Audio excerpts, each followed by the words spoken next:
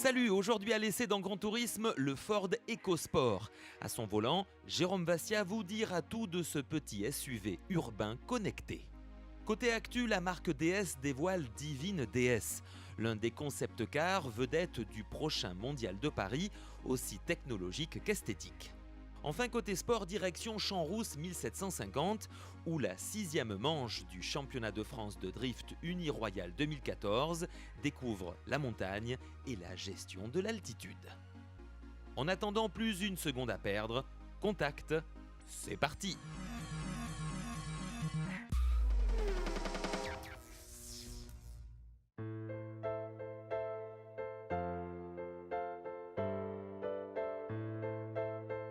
Présenté en 2003 et fabriqué en Amérique du Sud à plus de 700 000 exemplaires, depuis, l'Inde et la Chine l'apprécient. C'est au cours du premier semestre de cette année qu'il découvre la France, mais aussi l'Europe. Voici un petit SUV qui a tout d'un grand franchisseur, ou presque. En premier, son look, avec cette double calandre, un style taillé dans la masse, une imposante hauteur, mais aussi des protections avant et arrière, et en bonus, une porte arrière qui s'ouvre de droite à gauche et qui supporte la roue de secours. Ce franchisseur, ou plutôt, en minimisant la situation, ce petit baroudeur est vraiment sympa. L'EcoSport, avec ses 4,24 m de long, est le plus long de la catégorie du fait de sa roue de secours positionnée sur la porte arrière. Car en réalité, sans elle, il mesure seulement 3,99 m. Sa largeur s'établit à 1,76 m. Côté hauteur, avec 1,65 m, il domine de 10 cm la concurrence. Son coffre varie de 333 à 1238 litres suivant la configuration. Dommage que le plancher ne soit pas plat. À mes yeux, ce n'est pas une grosse révolution ni une grosse évolution. Malgré tout, je suis séduit par cette face avant qui est vraiment très élégante avec un regard très puissant, c'est très bien fait. Ensuite, ce qui me choque de prime abord, c'est l'allure générale du véhicule, plutôt compact, très haut et monté sur de toutes petites galettes en 16 pouces. 16 pouces actuellement, c'est plutôt petit par rapport à la tendance actuelle. Ensuite, particularité aussi pour les places arrière, ce qui est très bien fait là chez Ford, c'est que le dossier est réglable, donc ça c'est très agréable pour les passagers. Et puis surtout, c'est intelligent aussi, il y a des prises 12 volts pour charger les téléphones, les consoles de jeux ou les iPods. Et là, ça se complique. Regardez-moi ça. Alors, cette roue de secours, pourquoi pas? C'est bien d'avoir une roue de secours si on crève. Moi, je pense qu'elle n'est pas très bien placée parce que tout simplement, ça prend de la place quand vous devez vous garer en ville, par exemple. Donc, prudence lors de vos manœuvres. Et puis surtout, le gros carton rouge, c'est que pour se garer en ville, justement, il faut trouver la place de parking, mais il faut penser à prendre une place plus grande parce que regardez-moi ce bazar.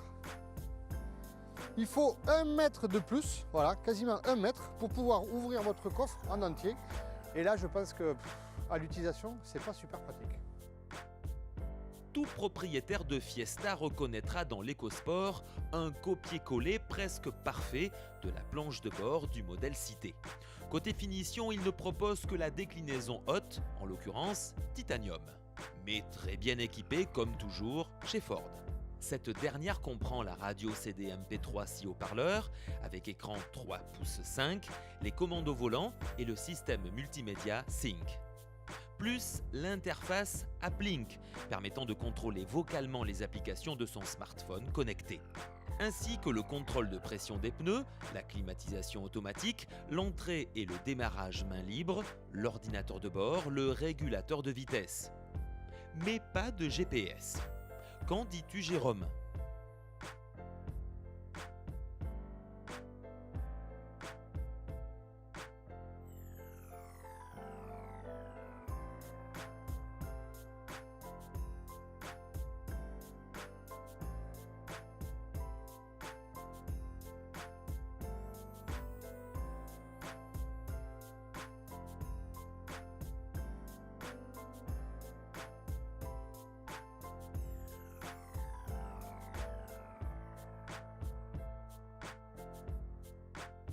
Le Ford EcoSport propose le petit 3 cylindres turbo 1 litre EcoBoost, élu moteur de l'année en 2012, 2013 et 2014.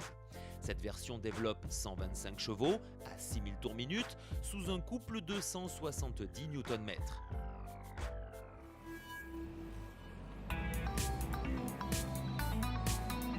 délivre des performances et un agrément de conduite digne d'un moteur de cylindrée bien supérieur, mais avec une consommation d'essence et des émissions de CO2 fortement réduites, puisqu'il se contente en effet de 5,3 litres au 100 km, soit 125 grammes au kilomètre de CO2. Concernant la partie conduite, alors sans réelle surprise non plus, il fait bien le boulot, c'est confortable, c'est silencieux. Alors si, un petit truc gênant quand même, avec ces matériaux plastiques rigides, j'ai eu un petit bruit de vibration pendant tout l'essai, là, au niveau du tableau de bord, c'est pas très agréable. Bon, je pense que ça peut être vite solutionné, une vis peut-être mal serrée chez Ford. Mais bon, en même temps, on lui demande rien d'exceptionnel, c'est pas un véhicule de sport, c'est pas un véhicule de luxe, c'est pas une citadine. C'est à la mode, donc allez l'essayer.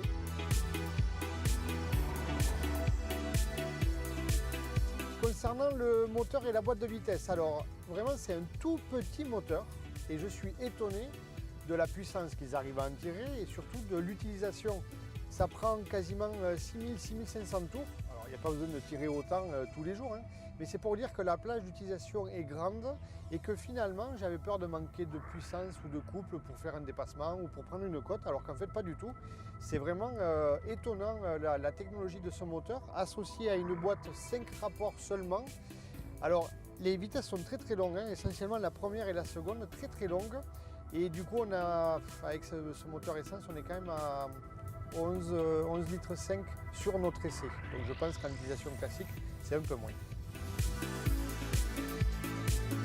La partie châssis, sans surprise, elle non plus, bien amortie, une direction précise, très peu de roulis, un freinage exemplaire. Bon, mission accomplie pour ce Ford qui sait se montrer discret mais efficace.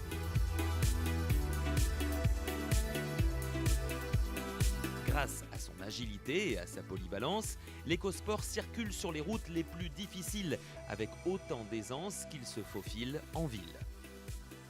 Si vous aimez le look baroudeur et que la roue de secours sur la porte arrière ne vous gêne pas, alors le Ford EcoSport est fait pour vous avec son équipement high-tech.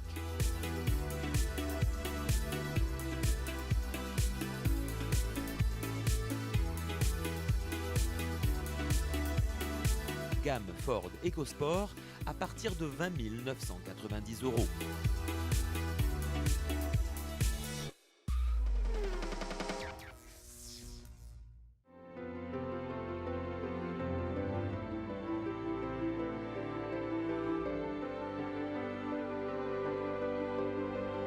Fort du succès de ses modèles DS avec plus de 500 000 véhicules commercialisés depuis 4 ans, Carlos Tavares, récent président de PSA, a décidé de passer à l'action en faisant de l'appellation DS une véritable marque au sein du groupe comme Peugeot et Citroën. À quelques semaines du mondial qui se tiendra du 4 au 19 octobre prochain à Paris, DS présente le concept car Divine DS, tout un programme. Complètement novateur, ce concept va bien au-delà de la personnalisation en proposant aux clients un choix d'habillage intérieur digne de la haute couture avec des matières valorisantes rarement exploitées dans l'automobile. Grâce à une planche de bord et des volutes de porte pouvant être changées en seulement 15 minutes, 3 univers intérieurs sont ainsi disponibles. 3 dress codes interchangeables selon l'ambiance pour incarner tour à tour 3 personnalités radicalement différentes. The Male, la parisienne chic, la fatale punk, cela en collaboration avec les grandes maisons que sont Le Sage et Crystal Fabrics Swarovski. Côté motorisation, elle reçoit le 1,6 litre THP turbo à injection directe essence de 270 chevaux au couple maxi de 330 Nm, cela sans renoncer au respect de l'environnement avec 145 grammes au kilomètre de CO2 selon les normes Euro 6.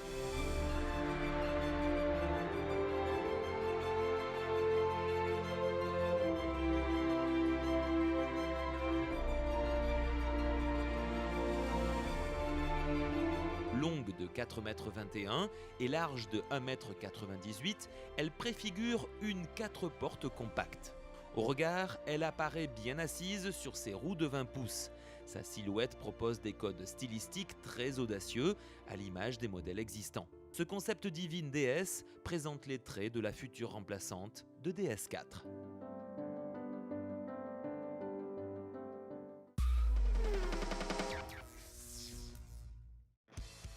En ce dernier week-end du mois d'août, la 6e manche du championnat de France de Drift Uniroyal 2014 a donné rendez-vous aux passionnés de glisse dans le cadre magnifique de la station de Champs-Rousses 1750 en Isère. Après 3 rounds en zone urbaine et 2 manches à la campagne, le CFD plante son paddock en pleine forêt de sapins sur le bord de la mythique route d'accès à la célèbre station alpine.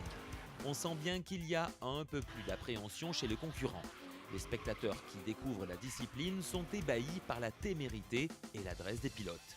Côté météo, pas de pluie, mais de légères nappes de brouillard avec une température plutôt fraîche, car Champs-Rousses se situe à 1750 mètres d'altitude. En l'absence de Mike Hoffman, éliminé prématurément, les 4 derniers gladiateurs font partie du Top 5 2013.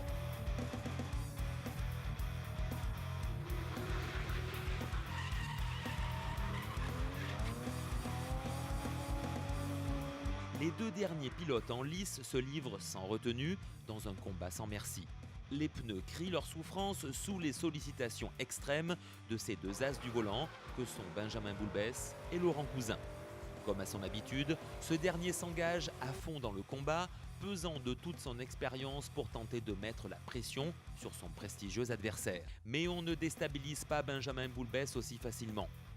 Il garde son sang-froid et exploite au maximum une machine impressionnante. Au final, il s'impose une nouvelle fois et confirme à la veille du dernier round sa mainmise sur le championnat de France de Drift Uniroyal 2014.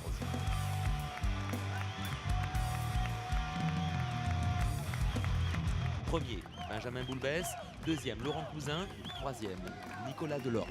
Prochain et ultime rendez-vous de la saison, le circuit de Laidenon, près de Nîmes, les 27 et 28 septembre prochains. En attendant, salut et à la semaine prochaine.